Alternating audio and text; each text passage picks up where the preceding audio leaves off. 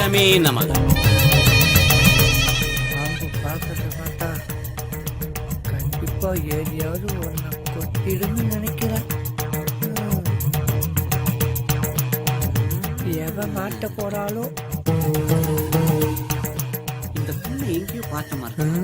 ஓ அவதான். உன்ற பேரு கஸ்தூரி தானே? ஆமா சாமி. கஸ்தூரி, நீ நினைச்சு வந்த காரியம் நடக்கணும்னா 7 நாள் தவறாம ராத்திரி 7 மணிக்கு என்ன வந்து பாரு. நீ நினைச்சதும் நடக்கும், நான் நினைச்சது அதை விட பிரமாதமா நடக்கும். 6 நாள் சரிங்க சாமி. 7வது நாள் தான் வர முடியாது. ஞாயிற்றுக்கிழமை ஏன் வர முடியாது? ஞாயிற்றுக்கிழமை மார்க்கெட் போனோம் சாமி. உலக மார்க்கெட்டுக்கே நான் உன்னை அள்ளிட்டு போறேன், நீ என்னமோ மார்க்கெட்டுக்கு போறாங்கற? போ போ. நான் போயிட்டு வரேன் சாமி. போ போ போ. இன்னைக்கு எல்லாரும் என்ன தரிசனம் பண்ணிட்டீங்க, அதனால இன்னைக்கு போயிட்டு எல்லாரும் ஞாயிற்றுக்கிழமை அன்னைக்கு வாங்க. உங்களுக்கு எல்லாம் சிறப்பு பூஜை பண்றேன். என்ன கிளம்பு கிளம்பு எல்லாரும் கிளம்புங்க. கருப்பு போட உட்காருமா. நான் மட்டுமா? விஜயா? ஆமாங்க. நீ தாசில்தார் பொண்டாட்டி தானே? உன்னை மட்டும் ஏன் இருக்க சொன்ன தெரியுமா? உன் உடம்புல பயங்கரமா விஷம் ஏறி இருக்குது. என்ற கண்ணுக்கு நீ நீளமா தெரியல, அதனால இன்னைக்கே உனக்கு ஒரு செருப்பு பூஜை, சிறப்பு பூஜை பண்ணியே ஆகும். நீ நேரா பாத்ரூம் போற, விஷத்தை எல்லாம் இறக்கிட்டு வந்துடுற. சாமி, அட ஒண்ணு இல்லம்மா, பாத்ரூம்ல போய் குளிச்சிட்டு நீல கலர் புடவை அங்க ஒண்ணு இருக்கும், அதை எடுத்து கட்டிட்டு வா. பாத்ரூம் எங்க சாமி இருக்கு? நீ இங்க எந்த கதவை திறந்தாலும் அது பாத்ரூம் கதவு தான். போ. சரிங்க.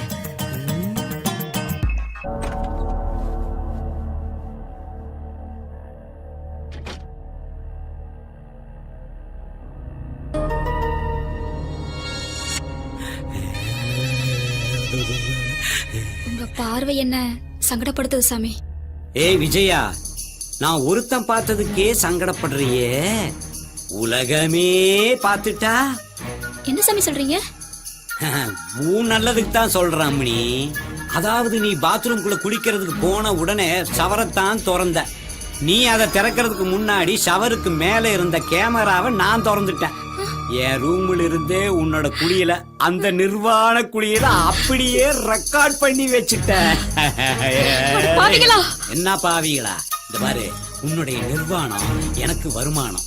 நிவாரணம் என்ன தெரியுமா? உன் வீட்டுக்காரர் தாசில்தாராச்சே, ஊர் ஜனத்தை எல்லாம் ஏமாத்தி நிறைய சம்பாரிச்சு வச்சிருக்கானே. அதனால 5 லட்சம் ரூபாயை கொண்டு வந்து சைலண்டா எங்கிட்ட கொடுத்துட்டீங்கன்னா நீ தப்பிச்ச. இல்ல நாளைக்கே அதை இன்டர்நெட்ல போட்டு டெலிகாஸ்ட் பண்ணிடுவேன். எப்படி? கடவுளே இன்டர்நெட்ல பாப்பாரு. அது வரைக்கும் நான் உசுரோட இருக்க மாட்டேன்டா. அப்பவே என் புருஷன் சொன்னாரு, சாமியார் கிட்ட எல்லாம் போகாத, சாமி மட்டும் நம்புன்னு. சாமியார் எல்லாம் வேற ஆசாமி தான்னு சொன்னாரு. நான் கேக்கல. இதுக்கப்புறம் என் புருஷன் மோதல் எப்படி நான் முழிக்க போறேன்னு தெரியலையே. ஐயோ தெய்வமே, இவங்களை எரிச்சு கொல்ல மாட்டியா? அம்மணி விஜயா, உனக்கு தெரியல, சாமிய நாங்க பாத்துக்கிறோம். எங்க மாற சாமியார்களை நீங்க பாத்துக்கணும். அப்பதான் டீலிங் கரெக்டா இருக்கு. என்ன அழுகாத அழுகாத. பணம் பணம் பணம் 5 லட்சம். போ போ போ, எடுத்துட்டு வா போ.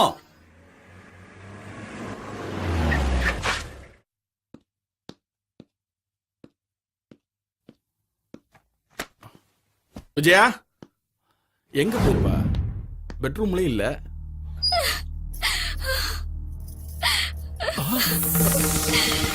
ஏ விஜயா, என்ன பண்ற நீ? விஜயா, சொன்னா கேளு. ஏய் விஜயா, நான் சொல்றத கேளு. விஜயா, என்னமாச்சு? நான் உனக்கு என்ன குறை வச்சேன்? ஏமா அப்படி செஞ்ச?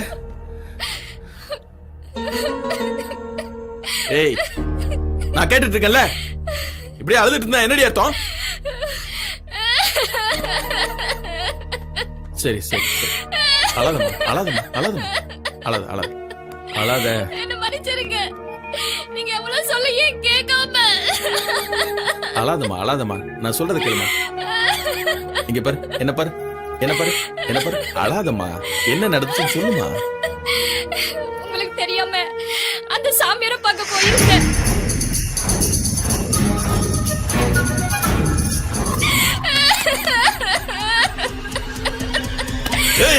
என்ன தைரியம்?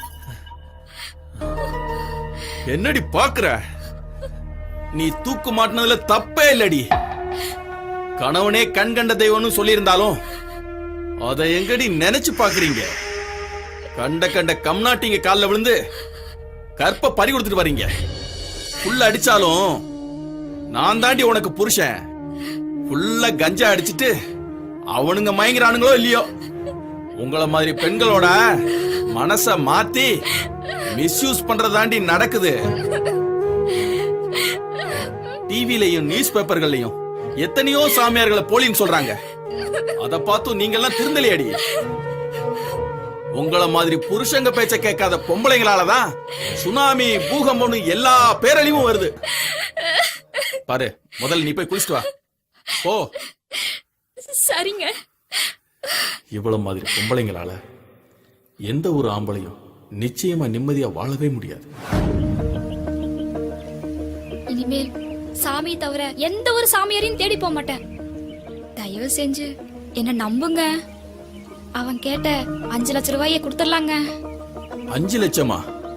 என்ன அநியாயம்! நீ நினைக்கிற மாதிரி எல்லாம் அவன் கேட்கிற பணத்தை என்னால கொடுக்க முடியாது.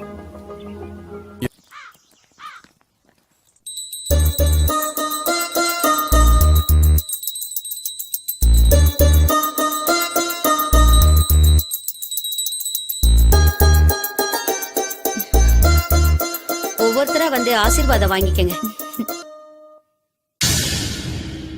வாங்க தம்பிங்களா. நீராஜ் இருக்காங்களா? அம்மா பூஜையில இருக்கிறாங்க. நாங்க வந்துருக்கோம்னு சொல்லுங்க.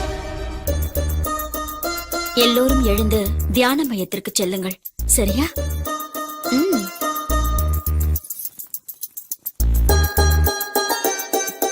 ஐயோ, ஏய் எட்ரி. காலமுக்கு. ஏய், தீர்த்தெல்லாம் ரெடியா இருக்கா? ரெடியா இருக்குமா? எப்படி மாட்டுவாளோ. நீ நல்லா அமைக்க தொலையம்மா. அந்த பொண்ணுக்காக பணம் கொடுத்தால அவ வந்திருக்காமா. வர சொல்லு. சரிம்மா.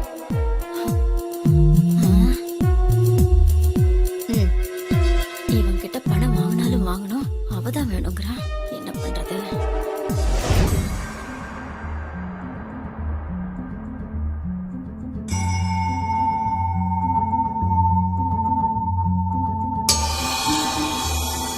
நீங்க ஆசீர்வாதம் பண்ணா எல்லாருக்கும் கொடுத்துடலாமா? எல்லாருக்கும் கொடு. சரி.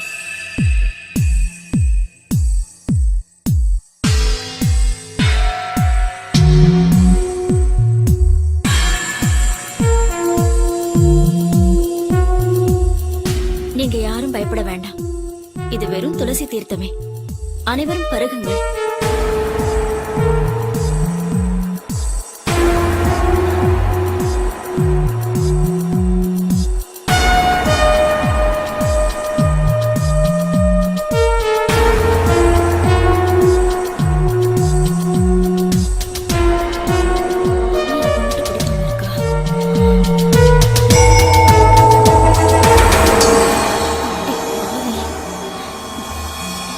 இருடி, உன்னை கவனிச்சுக்கிறேன்.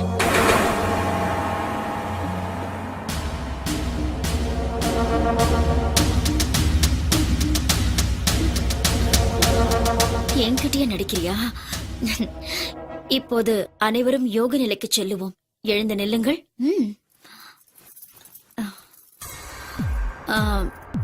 ஒவ்வொரு பெண்ணுக்கு பின்னும் ஒரு ஆண் நிற்கவும்.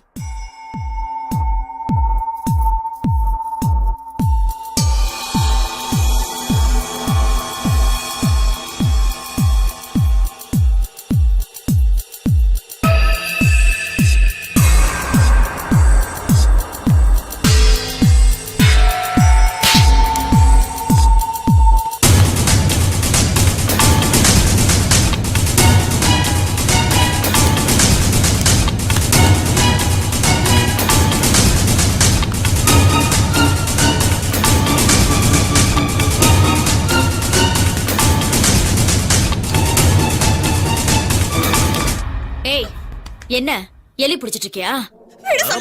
மயிலே மயிலேனா இறகு போடாது, புடுங்கணும். தூக்கிட்டு போடா அவளை. ஏய், தூக்கிட்டு ரூமுக்கு போடா.